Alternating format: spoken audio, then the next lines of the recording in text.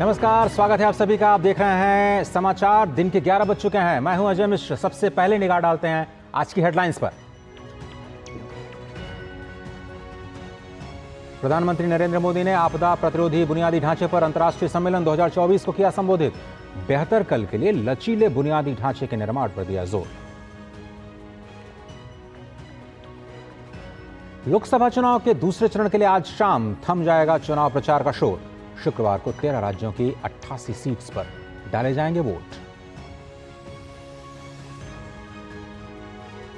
तीसरे चरण के चुनाव प्रचार ने पकड़ी रफ्तार। प्रधानमंत्री नरेंद्र मोदी आज मध्य प्रदेश में करेंगे ताबड़तोड़ जनसभाएं। छत्तीसगढ़ के अंबिकापुर में भी करेंगे चुनावी रैली।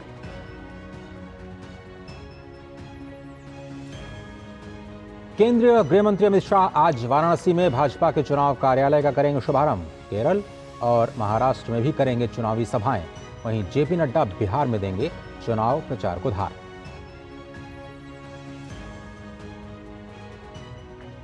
तीसरे चरण के लिए भी विपक्ष का धुआंधार प्रचार जारी। कांग्रेस नेता राहुल गांधी की दिल्ली, महाराष्ट्र में चुनावी सभाएं। प्रियंका गांधी केरल में संभाल रही हैं मोर्चा। वहीं बीआरएस अध्यक्ष के चंद्रशेखर राव तेलंगाना के मिर्यालगुड़ा में ठोकेंगे ताल।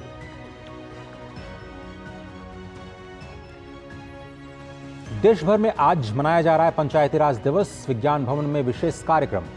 संस्थाओं के महत्व को स्वीकार करने और जमीनी स्तर पर लोकतंत्र को मजबूत बनाने के लिए समर्पित है ये दिन। अमेरिकी प्रतिनिधि सभा में पारित होने के बाद सीनेट में $95 अरब की सहायता वाले बिल पर वोटिंग।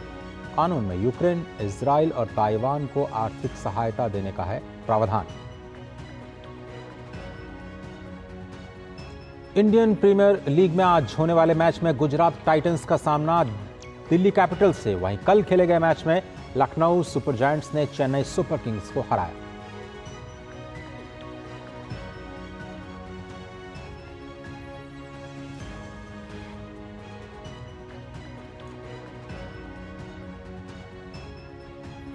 चलिए खबरों को देखते हैं अब विस्तार से। प्रधानमंत्री नरेंद्र मोदी ने दिल्ली के भारत मंडपम में आयोजित आपदा प्रतिरोधी बुनियादी ढांचे पर अंतर्राष्ट्रीय सम्मेलन 2024 को संबोधित किया। प्रधानमंत्री ने इस अवसर पर कहा कि पिछले कुछ वर्षों में CDRI की वृद्धि प्रभावशाली रही, जो भविष्य के लिए अच्छा संकेत है। In the last few years, the growth of the Coalition for Disaster Resilient Infrastructure has been impressive. We have come a long way since 2019 when CDRI was launched. It is now a global coalition of 39 countries and 7 organizations. This is a good sign for the future.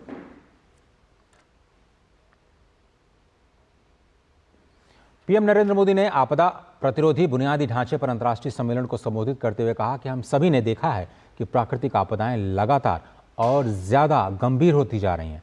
उसकी वजह से होने वाली क्षति आमतौर पर dollar में बताई जाती है, लेकिन लोगों, परिवारों और समुदायों पर इसका वास्तविक प्रभाव इन आंकड़ों से परे है। पीएम मोदी ने कहा कि बेहतर कल के लिए आज मजबूत बुनियादी ढांचे में निवेश करना चाहिए।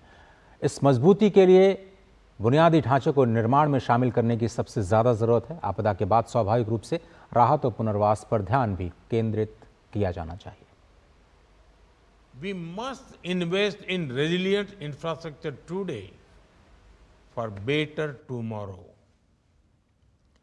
Resilience needs to be factored into new infrastructure creation. Further, it also needs to be a part of post-disaster rebuilding. After disasters, the immediate focus is naturally on relief and rehabilitation.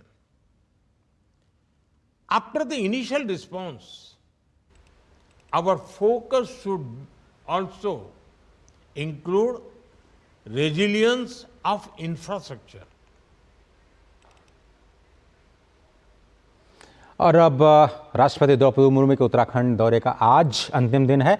आज देहरादून में भारतीय one सेना के प्रशिक्षु अधिकारियों के दीक्षांत समारोह में वो शामिल हो रही हैं। आपको सीधे लिए चलते हैं। मैं इंडियन फॉरेस्ट सर्विस के 2022 बैच के सभी प्रशिक्षु अधिकारियों को बहुत बहुत बधाई देती हूँ। मुझे बताया गया है कि इस बैच में 10 महिला अधिकारी हैं। आप सभी महिला अधिकारियों को मैं विशेष बधाई देती हूँ, क्योंकि आप समाज के प्रगतिशील बदलाव की प्रतीक है। मैं आशा करती हूँ कि आने वाले समय में महिला अधिकारियों की संख्या और भी बढ़ेगा। देवियों और स्वजनों, नेशनल फॉरेस्ट एकेडमी की पर्यावरण के क्षेत्र में अत्यंत महत्वपूर्ण भूमिका रही है। पर्यावरण एवं जंगलों की महत्ता के बारे में पिछले सप्ताह उच्चतम न्यायालय ने एक महत्वपूर्ण बात कही है, and I quote, human beings indulge themselves in selective amnesia when it comes to fathom the significance of forest. It's the spirit of the forest that moves the earth. Unquote. जंगलों के महत्व को जानबूझकर भुलाने की गलती मानव समाज कर रही है। हम ये भूलते जा रहे हैं कि वन हमारे लिए जीवनदाता है। यथार्थ ये है कि जंगलों ने ही धरती पर जीवन को बचा रखा है। आपके पास जंगलों के संरक्षण, संवर्धन एवं पोषण की जिम्मेदारी है। मुझे पूर्ण विश्वास है कि आप अपने इस अप्रतिम दायित्व के प्रति सजग और सचेत होंगे एवं पूर्ण निष्ठा से अपने उत्तरदायित्व का निर्वहन करेंगे। देवियों और स्वजनों, आज हम एंथ्रोपोसीन एज की बात करते हैं, जो कि मानव केंद्रित विकास का कालखंड है। इस कालखंड में विकास के साथ साथ विनाशकारी परिणाम सामने आया है। संसाधनों के अनसस्टेनेबल दोहन ने मानवता को ऐसे मोड़ पर लाकर खड़ा कर दिया है जहां विकास के मानकों का पुनः मूल्यांकन करना होगा। आज ये समझना बहुत ही जरूरी है कि हम पृथ्वी के संसाधनों के ऑनर नहीं हैं, बल्कि ट्रस्टी है। हमारी प्राथमिकताएं मानव केंद्रित होने के साथ साथ प्रकृति केंद्रित भी होनी चाहिए। वस्तुतः प्रकृति केंद्रित होकर ही हम सही अर्थों में मानव केंद्रित हो सकेंगे। क्लाइमेट चेंज की गंभीर चुनौती विश्व समुदाय के सामने है। एक्सट्रीम वेदर कंडीशंस की अनेक घटनाएं हो रही है। अभी हाल ही में उच्चतम न्यायालय ने जलवायु परिवर्तन के प्रतिकूल प्रभावों से मुक्त होने का अधिकार को संविधान के अनुच्छेद 14 और 21 के तहत मौलिक अधिकार का दर्जा दिया है। प्रिय अधिकारियों, आज ये सर्वविदित है कि पृथ्वी की जैव विविधता एवं प्राकृतिक सुंदरता का संरक्षण अत्यंत महत्वपूर्ण कार्य है, जिसे हमें अतिशीघ्र करना है। वन एवं वन्य जीवों के संरक्षण और संवर्धन के जरिए मानव जीवन को संकट से बचाया जा सकता है। इसीलिए इंडियन फॉरेस्ट सर्विस के अधिकारियों के दायित्व है कि मैं बहुत महत्वपूर्ण मानती हूँ उनको दायित्व को। आपकी सेवा के श्री पी श्रीनिवास जी, श्री संजय कुमार सिंह जी, श्री एस मणिकंदन जी जैसे अधिकारियों ने लाइन ऑफ ड्यूटी में अपने प्राण निछावर कर दिए, और भी ऐसे बहुत से अधिकारी आपकी सेवा ने देश को दिए हैं, जिन्होंने पर्यावरण के लिए अतुलनीय कार्य किए हैं। उनकी चर्चा बहुत सम्मान से की जाती है। उन सभी को आप अपना रोल मॉडल एवं मेंटर बनाएं एवं उनके दिखाए हुए आदर्श को अपने जिंदगी में लाएं। देवियों और स्वजनों, आज यहाँ वन एकेडमी के एक्सपर्ट्स उपस्थित हैं। मैं आप सबसे अनुरोध करूंगी कि जलवायु की इस आपातकालीन स्थिति को देखते हुए प्रशिक्षण की करिकुलम में यथोचित संशोधन करने पर विचार करें। विश्व के कई भागों में वन संसाधनों की क्षति बहुत तेजी से हुई है। वनों का विनाश किया जाना एक तरह से मानवता का विनाश करना है। साइंस एंड टेक्नोलॉजी की मदद से हम क्षतिपूर्ति तेज गति से कर सकते हैं। जैसे कोई जंगलों पर मियावाकी मेथड को अपनाया जा रहा है। आर्टिफिशियल इंटेलिजेंस द्वारा संचालित उपकरण अफॉरेस्टेशन के लिए उपयुक्त क्षेत्र और एरिया स्पेसिफिक वृक्ष प्रजातियों की पहचान कर सकते हैं। ऐसे विभिन्न विकल्पों का आकलन करके भारत की भौगोलिक परिस्थितियों के अनुरूप समाधान विकसित करने की आवश्यकता है। इस दिशा में आप सबका योगदान महत्वपूर्ण होगा। देवियों और स्वजनों, विकास रथ के दो पहिया होते हैं, परंपरा और आधुनिकता। आज मानव समाज पर्यावरण संबंधी कई समस्याओं का दंश झेल रहा है। इसके प्रमुख कारण में एक विशेष प्रकार की आधुनिकता, जिसके मूल में है प्रकृति का शोषण। इस प्रक्रिया में पारंपरिक ज्ञान को उपेक्षित किया जाता है। जनजातीय समाज ने प्रकृति के शाश्वत नियमों को अपने जीवन का आधार बनाया है। जनजातीय जीवन शैली मुख्यतः प्रकृति पर आधारित होती है। इस समाज के लोग प्रकृति का संरक्षण भी करते हैं। असंतुलित आधुनिकता के आवेग में कुछ लोगों ने जनजातीय समुदाय और उनके ज्ञान भंडार को रूढ़िवादी मान लिया है। जलवायु परिवर्तन में जनजातीय समाज की भूमिका नहीं है, लेकिन उन पर इसकी दुष्प्रभाव का बोझ कुछ अधिक ही है। ये अत्यंत महत्वपूर्ण है कि सदियों से जनजातीय समाज द्वारा संचित ज्ञान के महत्व को समझा जाए और पर्यावरण को बेहतर बनाने के लिए उनका उपयोग किया जाए। उनकी कलेक्टिव विजडम हमें इकोलॉजिकली सस्टेनेबल, एथिकली डिजायरेबल और सोशली जस्टिसिएबल मार्ग पर आगे बढ़ने में मदद कर सकती है। इसलिए अनेक भ्रामक धारणाएं को अनलर्न करके जनजातीय समाज की संतुलित जीवन शैली के आदर्शों में रीलर्न करना होगा। हमें क्लाइमेट जस्टिस की भावना के साथ आगे बढ़ना होगा। इसके साथ साथ ये भी सुनिश्चित करना होगा कि जनजातीय समाज की भी विकास यात्रा में बराबर की भागीदारी हो।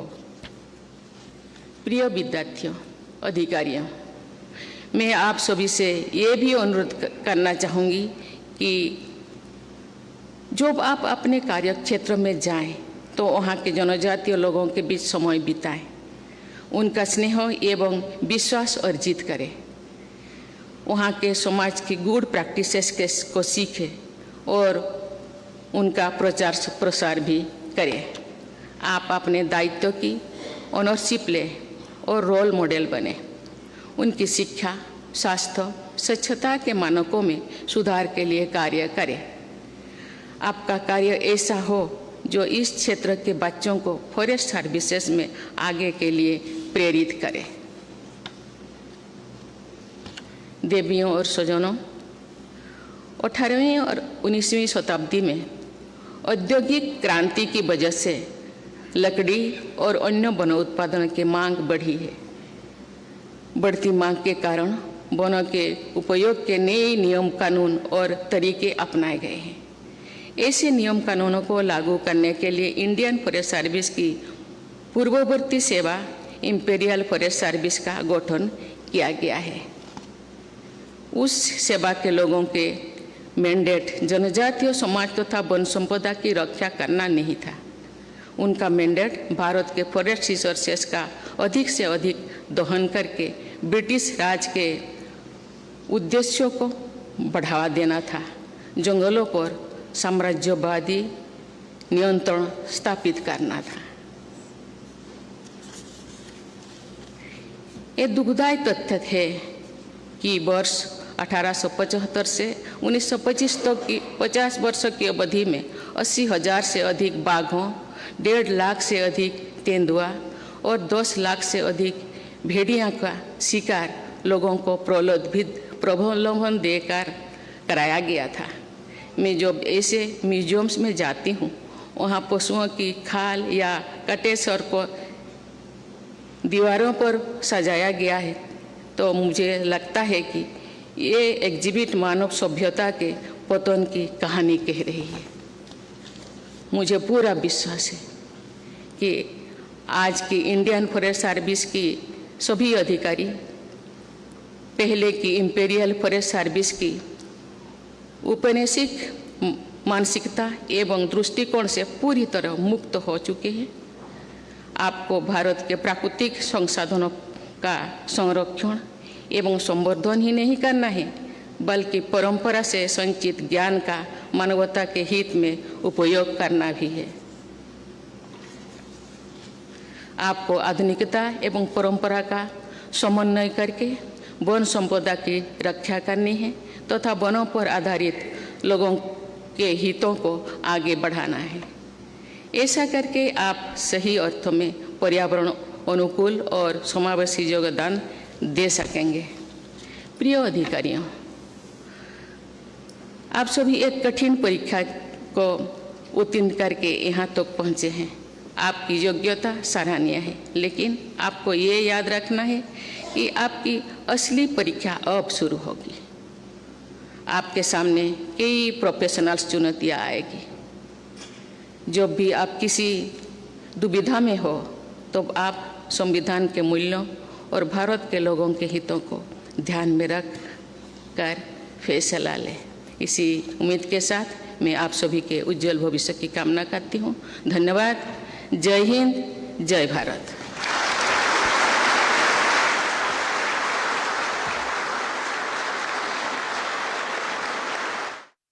आप देख रहे थे ये देहरादून से सीधा प्रसारण, जहां पर भारतीय वन सेवा के प्रशिक्षु अधिकारियों को संबोधित कर रही थी राष्ट्रपति। उन्होंने स्पष्ट तौर पर कहा कि विकास की यात्रा में जनजातियों की भागीदारी को सुनिश्चित करना भी वन विभाग के जो अधिकारी हैं उनका दायित्व है। कैसे आप पर्यावरण संरक्षण पर ध्यान दें, विकास और पर्यावरण संरक्षण के बीच में कैसे संतुलन बनाना है, और औपनिवेशिक जो चुनौतियाँ थीं, जो औपनिवेशिक मानसिकता है, उससे अलग हट करके कैसे आप संविधान के हित में और भारत के नागरिकों के हित में अपने फैसले ले सकते हैं। उसके लिए अब आप सभी प्रशिक्षुओं की अगली परीक्षा शुरू होती है। लेकिन बुलेटिन में अब आगे बढ़ते हैं और बात करते हैं 24 की चुनौती की।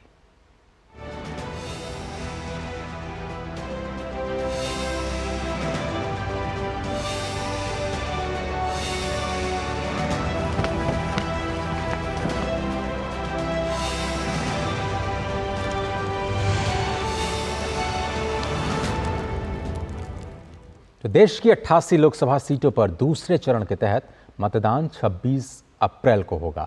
इससे पहले आज शाम 6 बजे चुनाव प्रचार थम जाएगा। दूसरे चरण के लिए लोकसभा चुनाव के दूसरे चरण में 13 राज्यों और केंद्र शासित प्रदेशों की 88 लोकसभा सीटों पर चुनाव होना है। असम, बिहार, छत्तीसगढ़, कर्नाटक, केरल, मध्य प्रदेश, महाराष्ट्र, मणिपुर, राजस्थान, त्रिपुरा, उत्तर प्रदेश, पश्चिम बंगाल और जम्मू कश्मीर वो 13 राज्य होंगे जहां पर दूसरे चरण में वोटिंग होनी है। दूसरे चरण की खास चर्चा केरल की वायनाड सीट की करेंगे, जहां पर कांग्रेस नेता राहुल गांधी चुनाव लड़ रहे हैं। इसके अलावा ओम बिरला, भूपेश बघेल, हेमा मालिनी, अरुण गोविल, शशि थरूर और राजीव चंद्रशेखर की सीटों पर भी दूसरे चरण में ही मतदान होना है। लोकसभा चुनाव के दूसरे चरण के लिए चुनाव प्रचार का आज अंतिम दिन है। इसके साथ ही तीसरे चरण के लिए चुनाव प्रचार भी जोर पकड़ चुका है। सभी दलों ने मतदाताओं को लुभाने में पूरी ताकत झोंक दी है। प्रधानमंत्री नरेंद्र मोदी लगातार जनसभाएं कर रहे हैं। पीएम मोदी आज छत्तीसगढ़ और मध्य प्रदेश में जनसभा को संबोधित करेंगे। प्रधानमंत्री छत्तीसगढ़ में सरगुजा जिला के अंबिकापुर में एक जनसभा को संबोधित करेंगे। इसके बाद मध्य प्रदेश के सागर और बैतूल क्षेत्रों में पीएम की जनसभा होगी। साथ ही भोपाल में प्रधानमंत्री के रोड शो होने का भी कार्यक्रम रखा गया है। भाजपा के स्टार प्रचारक अमित शाह आज केरल, महाराष्ट्र, उत्तर प्रदेश में बीजेपी उम्मीदवारों के पक्ष में ताबड़तोड़ चुनाव प्रचार करेंगे। अमित शाह अपने चुनावी कार्यक्रम की शुरुआत केरल की अलपुझा लोकसभा सीट से करेंगे, जहां वो एक चुनावी जनसभा को संबोधित करेंगे। अमित शाह महाराष्ट्र के अमरावती में पार्टी उम्मीदवार नवनीत राणा के समर्थन में एक चुनावी जनसभा को संबोधित कर बीजेपी के पक्ष में माहौल बनाएंगे। शाम को अमित शाह उत्तर प्रदेश के वाराणसी में प्रधानमंत्री नरेंद्र मोदी के लोकसभा क्षेत्र में भाजपा के चुनावी कार्यक्रम का भी उद्घाटन करेंगे।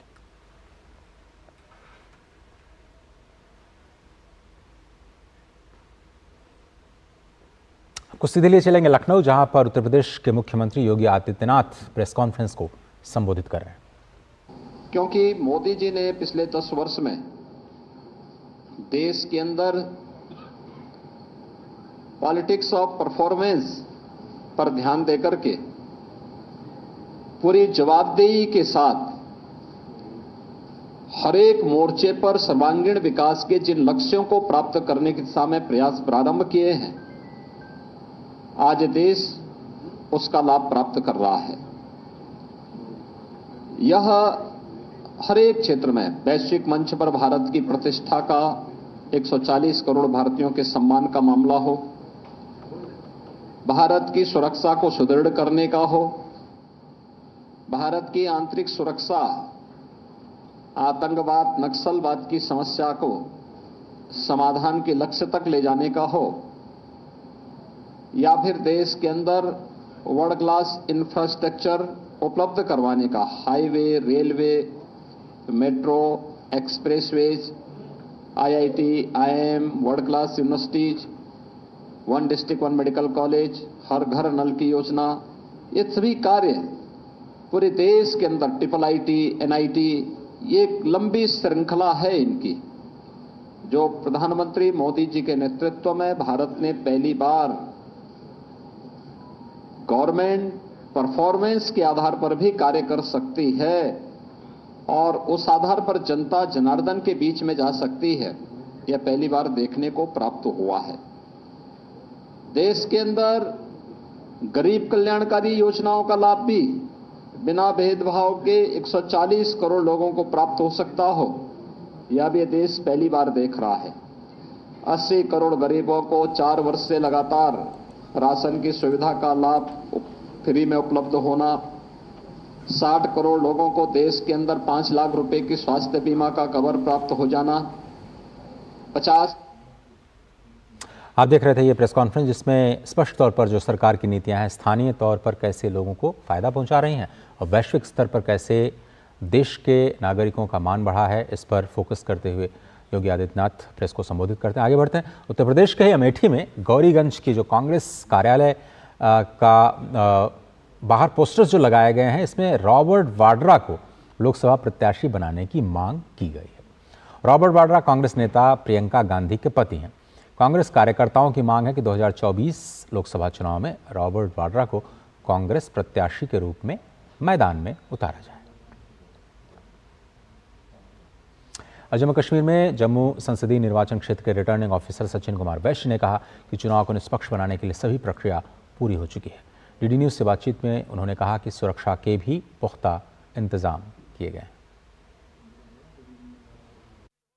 जम्मू डिस्ट्रिक्ट के डिस्ट्रिक्ट मैजिस्ट्रेट हैं मिस्टर सचिन कुमार वैश्य। ये जम्मू कॉन्स्टिट्यूएंसी, जम्मू की लोकसभा सीट के रिटर्निंग ऑफिसर भी हैं। ये फेयर इलेक्शन कराने के लिए वैश्य जी क्या कर रहे हैं? 26 तारीख को इलेक्शंस हैं, तो हमारी जो भी प्रक्रिया है वो पूरी हो चुकी है। इंपॉर्टेंट चीज़ जो आपने पूछा है कि तैयारियों में तो इलेक्शंस में हमारा ठीक है, लेकिन जो पिछली बार जम्मू पार्लियामेंट्री कॉन्स्टिट्यूंसी में 75% यानी 75% लोगों ने मतदान किया, इस बार हमारा स्वीप के अंतर्गत प्रयास रहा कि लोगों को जागरूक किया जाए और ज़्यादा से ज़्यादा लोग जो पिछली बार जिस एरियाज में कम वोटिंग हुई है उनको टारगेट किया गया कि वहाँ भी ज़्यादा वोटिंग हो। आपने 800 लीटर से ज़्यादा शराब या लिकर जिसे कहें वो जब्त की है, इलीगली जो शायद ट्रांसपोर्ट हो रही थी, उस तरीके आपके फ्लाइंग स्क्वाड्स ने। तो उस लिहाज से क्या लॉ एंड ऑर्डर सिचुएशन बिल्कुल ठीक है? आपकी पॉलिटिकल पार्टी से बात होती है? जी बिल्कुल, लॉ एंड ऑर्डर सिचुएशन जो है वो जिले में पूरी कंट्रोल में है। और जो हमारे पास सीजर हुआ है, इंटरसेप्ट हुआ है कैश का, वो 72 लाख रुपए के आसपास हुआ है। शराब भी आपने जो बताया उतना हुआ है, सीजर हुआ है। तो ये सीज़र इसलिए किया गया क्योंकि अनअकाउंटेड थे, और जो भी इंटरसेप्ट किया गया कैश वो जैसे जैसे प्रोसीजर है उसके हिसाब से जो सही डॉक्यूमेंट्स दिखाने पर दिखाया गया तो उनको छोड़ भी दिया गया, और जिनका कोई अकाउंटिंग नहीं थी वो नियम अनुसार जब्त भी किया गया। महत्वपूर्ण बात यह है कि ये सब चीज़ें इसलिए की जाती हैं ताकि इलेक्शन जो हमारे फ्री और फेयर हों और किसी भी प्रकार का इंड्यूसमेंट ना हो पाए, और कोई भी मतलब जो हमारा नागरिक है वो बिना डर के इलेक्शंस में पार्टिसिपेट, बगैर फियर और फेवर के। लेते हैं, आप देखते रहिए समाचार।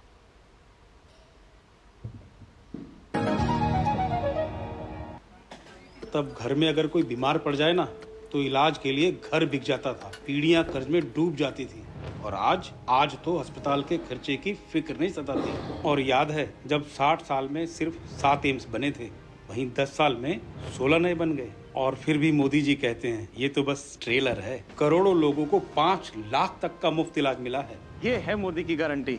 तो फिर हमने भी सोच लिया, फिर एक बार मोदी सरकार, और ये है हमारी भी गारंटी। कमल का बटन दबाएं, भाजपा को जिताएं।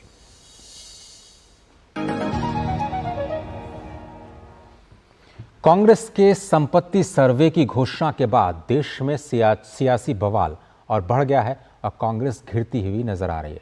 इंडियन ओवरसीज कांग्रेस के अध्यक्ष सैम पित्रोदा ने अमेरिका की विरासत कर प्रणाली को भारत में लागू करने की वकालत कर दी है, जिसके तहत व्यक्ति की मृत्यु के बाद उसकी संपत्ति का 55% सरकार द्वारा ले लिया जाता है। इससे कयास लगाए जा रहे हैं कि कांग्रेस के न्याय पत्र में संपत्ति सर्वे कराकर धन अल्पसंख्यकों और वंचित वर्ग को बांटने की घोषणा में कहीं मृत्यु के बाद लोगों की संपत्ति जब्त तो नहीं कर ली जाएगी। आइए सुनते हैं इंडियन ओवरसीज कांग्रेस के अध्यक्ष सैम पित्रोदा ने इस विषय पर क्या कहा है। The inheritance tax. So if let's say one has $100 million worth of wealth, and when he dies, he can only transfer probably 45% to his children. 55% is grabbed by government. Now that's an interesting law. It says you in your generation made wealth.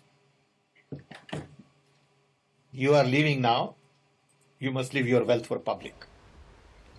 Not all of it, half of it. Which to me sounds fair. In India you don't have that. If somebody is worth 10 billion and he dies, his children get 10 billion. Public get nothing. And law says you get half of it, public gets half of it. So these are the kind of issues people will have to debate, discuss. I don't know what the conclusion would be at the end of the day. But when we talk about redistributing wealth, we are talking about new policies, new programs that are in the interest of the people and not in the interest of super rich only.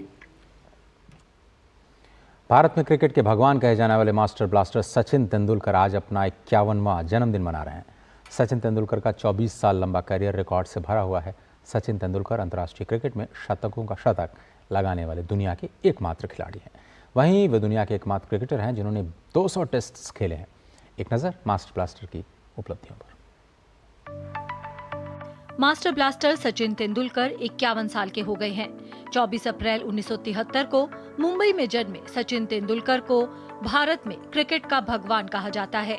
Sachin Tendulkar ने 1989 में 16 साल की उम्र में अंतर्राष्ट्रीय cricket में पाकिस्तान के खिलाफ डेब्यू किया था। इस तरह अंतर्राष्ट्रीय क्रिकेट में सचिन तेंदुलकर की यात्रा 15 नवंबर 1989 को कराची में शुरू हुई और 24 साल तक चलती रही। 2 दशक से भी लंबे अंतर्राष्ट्रीय करियर में सचिन तेंदुलकर ने रिकॉर्ड्स के अंबार लगा दिए, जिन तक पहुंचना बेहद मुश्किल है। सचिन तेंदुलकर ने क्रिकेट के तीनों फॉर्मेट में कई बड़े रिकॉर्ड्स अपने नाम किए। सचिन तेंदुलकर 200 टेस्ट खेलने वाले दुनिया के एकमात्र क्रिकेटर हैं। सचिन तेंदुलकर के नाम अंतर्राष्ट्रीय क्रिकेट में शतकों का शतक लगाने का रिकॉर्ड है। उन्होंने अंतर्राष्ट्रीय आपको ले चलते हैं छत्तीसगढ़, जहां पर प्रधानमंत्री सरगुजा जिले के अंबिकापुर में एक जनसभा को संबोधित कर रहे हैं। फिर एक बार साथियों, कुछ महीने पहले मैंने आपसे छत्तीसगढ़ से कांग्रेस का भ्रष्टाचारी पंजा हटाने के लिए आशीर्वाद मांगा था। आपने मेरी बात का मान रखा और इस भ्रष्टाचारी पंजे को साफ कर दिया।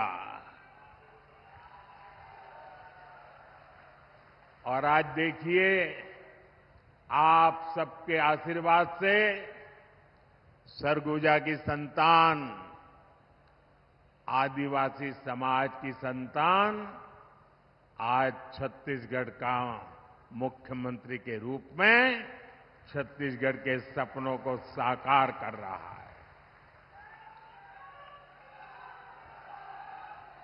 और मेरे अनन्य साथी भाई विष्णु जी विकास के लिए बहुत तेजी से काम कर रहे हैं।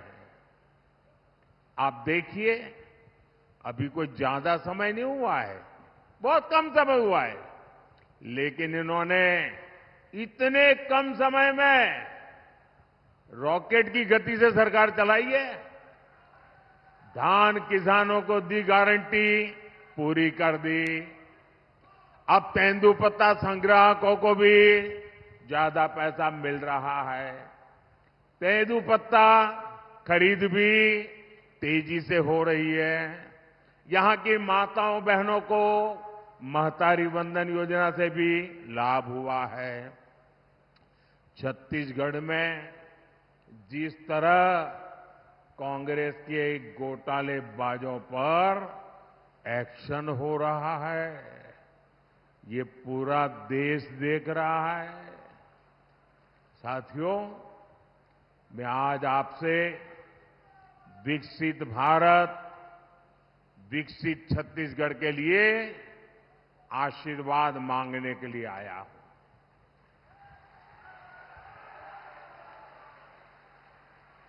जब मैं विकसित भारत कहता हूं तो कांग्रेस वालों का और दुनिया में बैठी कुछ ताकतों का माथा गर्म हो जाता है। अगर भारत शक्तिशाली हो गया तो कुछ ताकतों का खेल ही बिगड़ जाएगा। आज अगर भारत आत्मनिर्भर बन गया तो कुछ ताकतों की दुकान बंद हो जाएगी। इसलिए वो भारत में कांग्रेस और इंडी गठबंधन की कमजोर सरकार चाहते हैं। ऐसी कांग्रेस सरकार जो आपस में लड़ती रहे, जो घोटाले करती रहे। साथियों, कांग्रेस का इतिहास सत्ता के लालच में देश को तबाह करने का रहा है। देश में आतंकवाद फैला, किसके कारण फैला? किसके कारण फैला? किसके कारण फैला? किसके कारण फैला? देश में नक्सलवाद बढ़ा, किसके कारण बढ़ा? किसके कारण बढ़ा? साथियों, कांग्रेस का कुशासन और लापरवाही यही कारण है कि देश बर्बाद होता गया।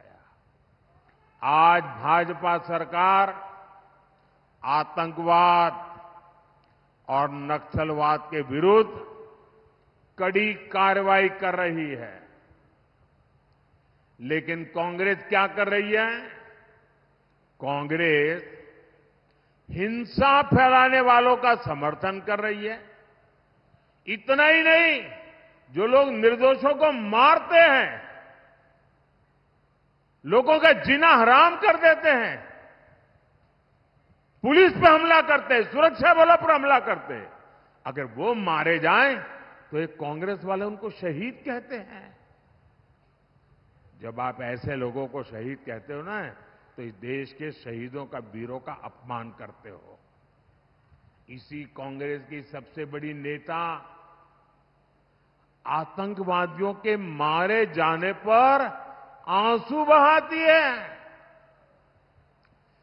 ऐसी ही करतूतों के कारण कांग्रेस देश का भरोसा खो चुकी है। भाइयों और बहनों, आज जब मैं सरगुजा आया हूं तो कांग्रेस की मुस्लिम लीगी सोच को देश के सामने रखना चाहता हूं। और जब उनका मैनिफेस्टो आया, उसी दिन मैंने कह दिया था, आज नहीं कह रहा हूं, उसी दिन कहा था कि कांग्रेस का मैनिफेस्टो पर मुस्लिम लीग की छाप है।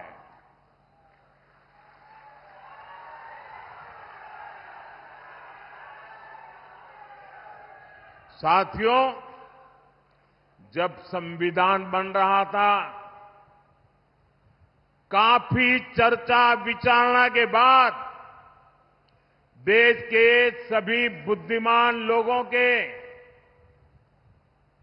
चिंतन मनन के बाद बाबा साहब आंबेडकर के नेतृत्व में ये तय किया गया था कि भारत में धर्म के आधार पर आरक्षण नहीं होगा। आरक्षण होगा तो मेरे दलित भाई बहनों के लिए होगा, मेरे आदिवासी भाई बहनों के लिए होगा। आप देख रहे थे ये सीधा प्रसारण, जो कि सरगुजा जिला जो कि छत्तीसगढ़ में है, वहां से अंबिकापुर में जनसभा को संबोधित करते प्रधानमंत्री मोदी स्पष्ट तौर पर उन्होंने कहा कि कांग्रेस के घोषणा पत्र पर मुस्लिम लीग की छाप है और ये शुरुआत से ही वो कहते आ रहे हैं। जबकि छत्तीसगढ़ में जो जनादेश राज्य सरकार के चुनाव के वक्त दिया गया था, एक बार फिर से उन्होंने मजबूत छत्तीसगढ़ और मजबूत भारत के लिए वोट करने की अपील की। आगे बढ़ते हैं और बड़ी खबर आज की जो कांग्रेस के संपत्ति सर्वे से जुड़ी हुई, इसकी घोषणा के बाद देश में लगातार सियासी बवाल बढ़ गया था और कांग्रेस घिरती भी नजर आ रही है, जिसका जिक्र आज भी प्रधानमंत्री मोदी ने किया। कांग्रेस के अध्यक्ष, कांग्रेस ओवरसीज के अध्यक्ष सैम पित्रोदा ने अमेरिका की जो विरासत कर है, इनहेरिटेंस टैक्स है, उसकी प्रणाली को अब भारत में लागू करने की वकालत की। इस कानून के तहत मृत्यु के बाद उनका ऐसा कहना है कि लोगों की संपत्ति का 55% हिस्सा सरकार के द्वारा ले लिया जाता है।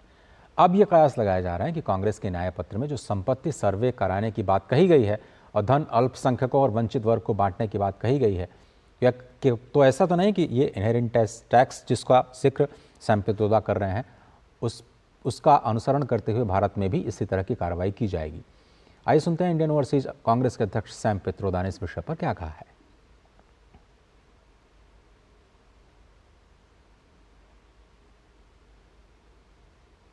In America, there is an inheritance tax.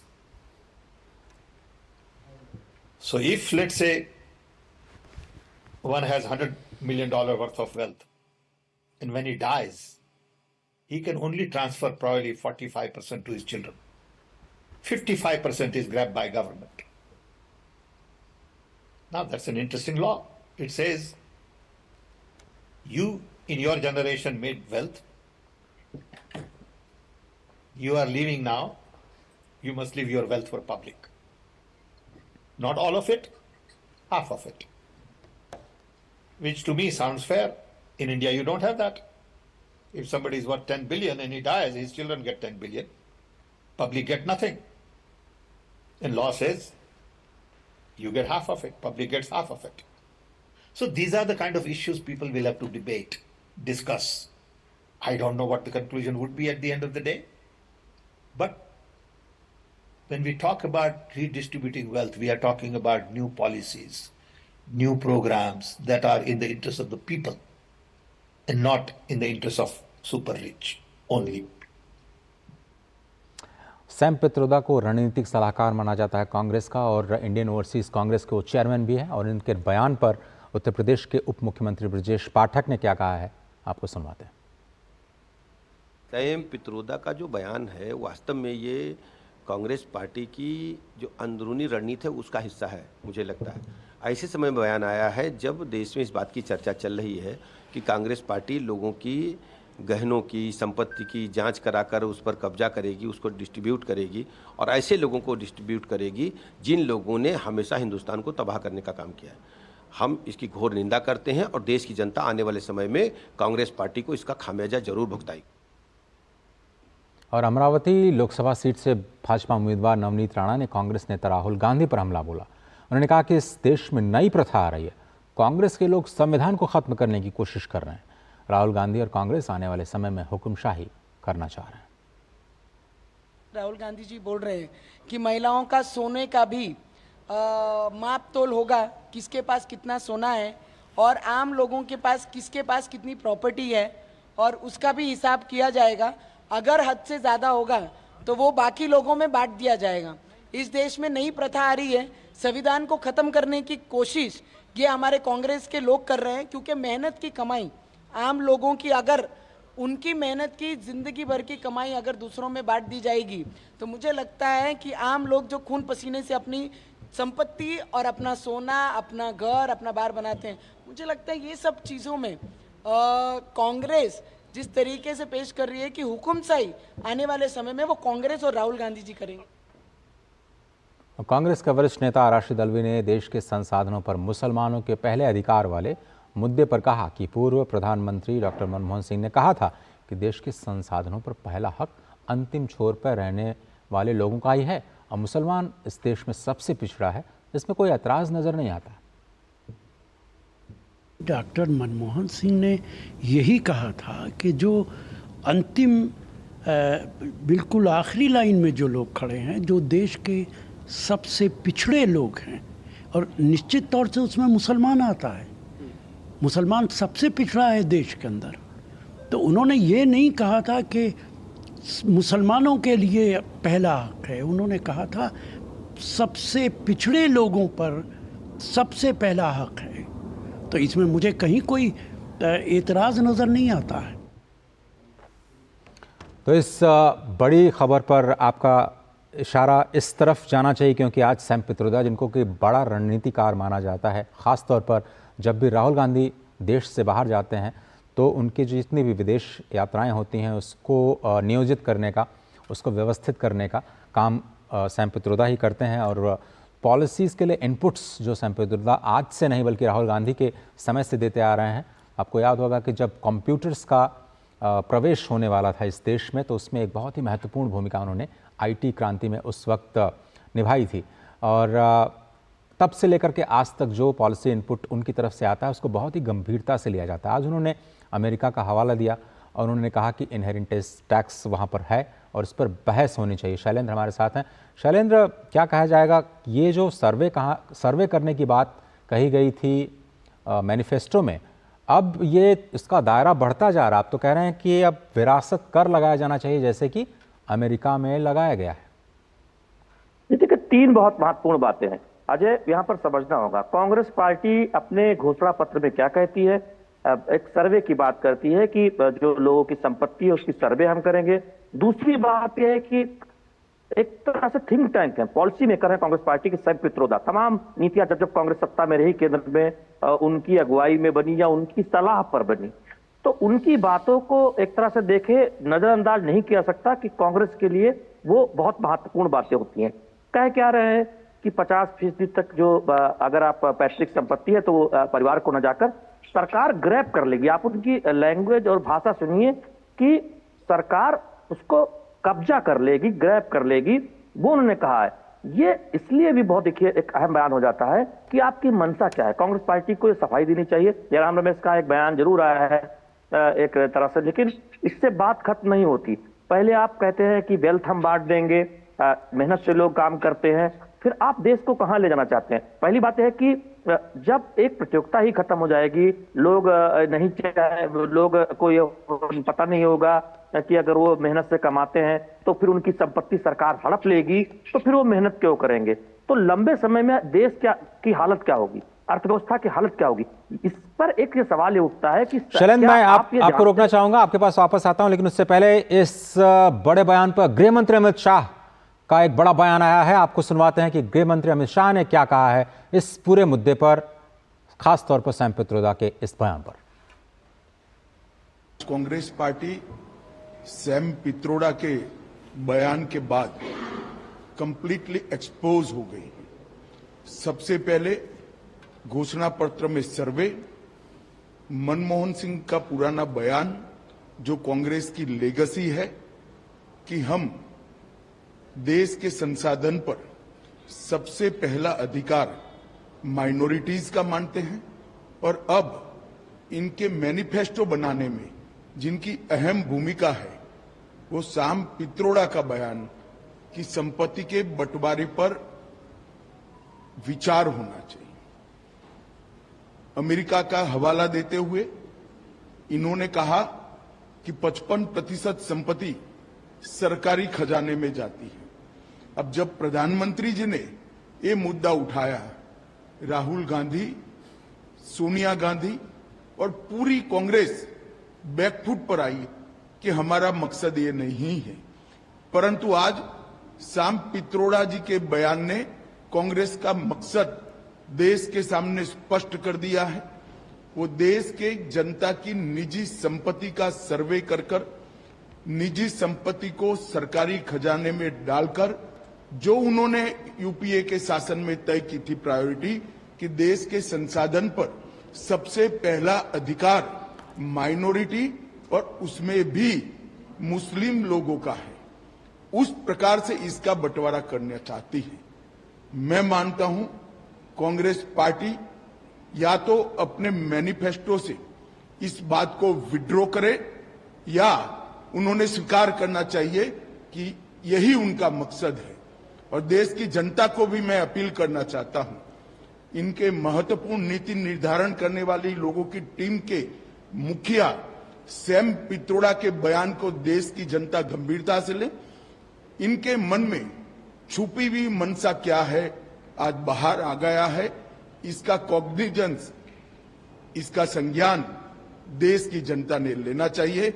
और कांग्रेस पार्टी अगर ये नहीं करना चाहती तो अपने मैनिफेस्टो से सर्वे की बात को विड्रॉ करना चाहिए, ये घोषित करना चाहिए हमारी प्रायोरिटी माइनॉरिटी नहीं है, हमारी प्रायोरिटी गरीब है, जो हमारे देश के प्रधानमंत्री नरेंद्र मोदी जी ने कहा है देश के संसाधन पर सबसे पहला अधिकार देश के गरीब का, दलित का, आदिवासी का और पिछड़े का है। मैं मानता हूं देश की जनता ने आवाज मुखर करनी चाहिए और डिमांड भी करनी चाहिए। सैम पित्रोदा के बयान पर आपने सुना, गृह मंत्री का स्पष्ट कहना है कि ये कांग्रेस पूरी तरह से एक्सपोज हो गई है। पहले तो सर्वे की बात कही गई है और अब माता पिता से जो विरासत में आपको संपत्ति मिलती है, अब उस पर भी टैक्स लगाने की बात कही गई है। और सैम पित्रोदा के इस बयान को गंभीरता से लेना चाहिए, लेकिन इस पर भी फैक्ट चेक होना चाहिए कि क्या वाकई अमेरिका में इस तरह का टैक्स है। जो हमारे पास एक्सपर्ट्स हैं उनके मुताबिक इस तरह का कोई फेडरल टैक्स नहीं है, जबकि कांग्रेस ये कह रही है कि लोकसभा चुनाव में अगर आप हमें चुन करके भेजते हैं तो फिर हम संपत्ति का सर्वे कराएंगे और उसको रीडिस्ट्रीब्यूट करेंगे।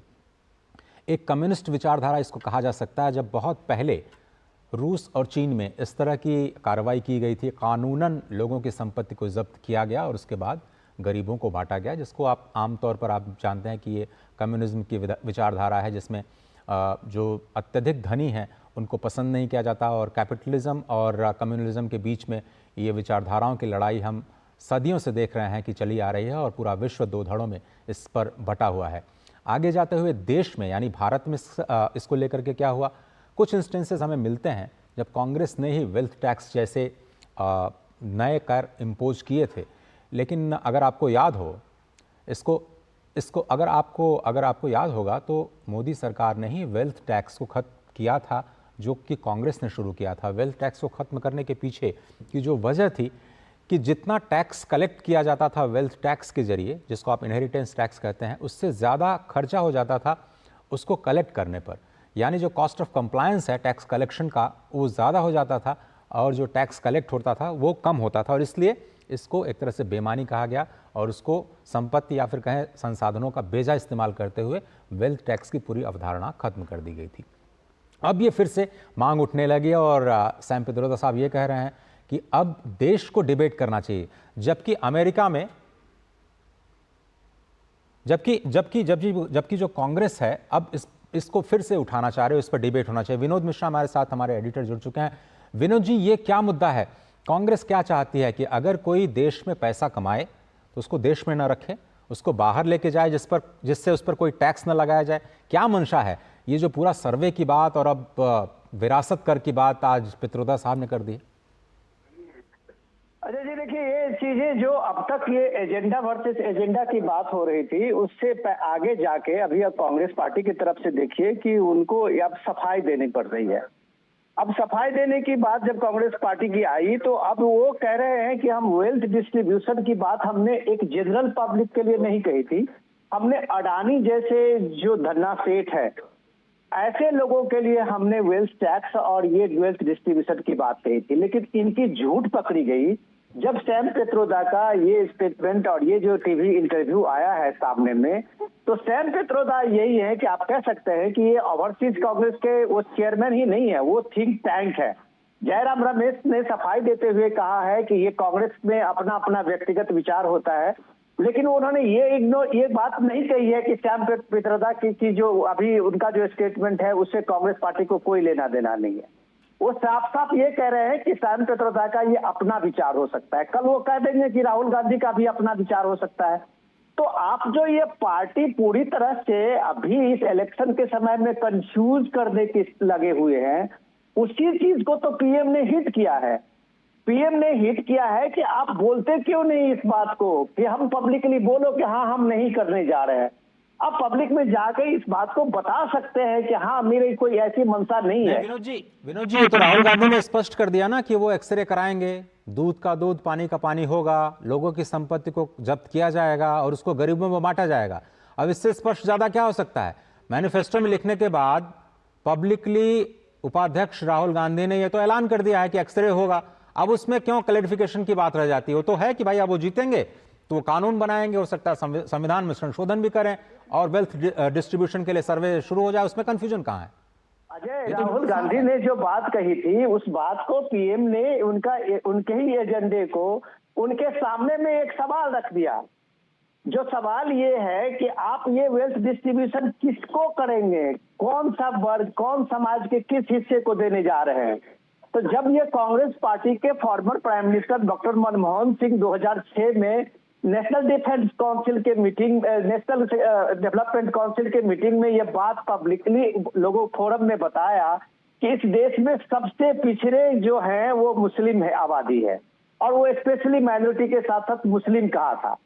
और आपने आज कांग्रेस के लीडर का भी बाइट देखा है, आप ही अपने बुलेटिन में अभी चला रहे थे कि वो सीधे कहते हैं कि इस देश में अगर कोई पिछड़ा है, इस देश में कोई गरीब है तो मुस्लिम है। तो जाहिर से राहुल गांधी जब ये कहते हैं कि हम उसके आइडेंटिटी के, हम उसके वैल्यू को, हम उसको मेन स्ट्रीम में लाने के लिए इस पूरे जो उनका मैनिफेस्टो है उसमें एक माइनॉरिटी पे उन्होंने एक अलग से अपना पूरा पेज ही लिखा रखा है। तो ऑब्वियसली ये बात तो उनको पूछा जाएगा कि आप जब इतना दिल प्रधानमंत्री ने भी जो अंबिकापुर में अभी थोड़ी देर पहले जनसभा की है उसी में फिर से इसी मुद्दे को उठाया। लगातार वो रैलियों में इस बात को उठाते रहते हैं। आइए सुनते हैं प्रधानमंत्री ने क्या कहा फिर थोड़ी देर पहले। कांग्रेस पार्टी के खतरनाक इरादे एक के बाद एक खुलकर सामने आ रहे हैं। शाही परिवार के शाहजादे के सलाहकार, इस शाहजीद परिवार के शाहजादे के पिताजी के भी सलाहकार, उन्होंने कुछ समय पहले कहा था, और ये परिवार उन्हीं की बात मानता है।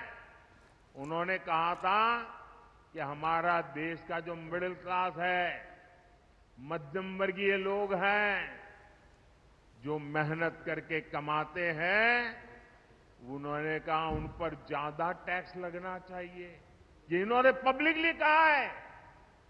अब ये लोग उससे भी एक कदम आगे चले गए हैं। अब कांग्रेस का कहना है कि वो इनहेरिटेंस टैक्स लगाएगी, माता पिता से मिलने वाली विरासत पर भी टैक्स लगाएगी। आप जो अपनी मेहनत से संपत्ति जुटाते हैं वो आपके बच्चों को नहीं मिलेगी, बल्कि कांग्रेस सरकार का पंजा उसे भी आपसे छीन लेगा।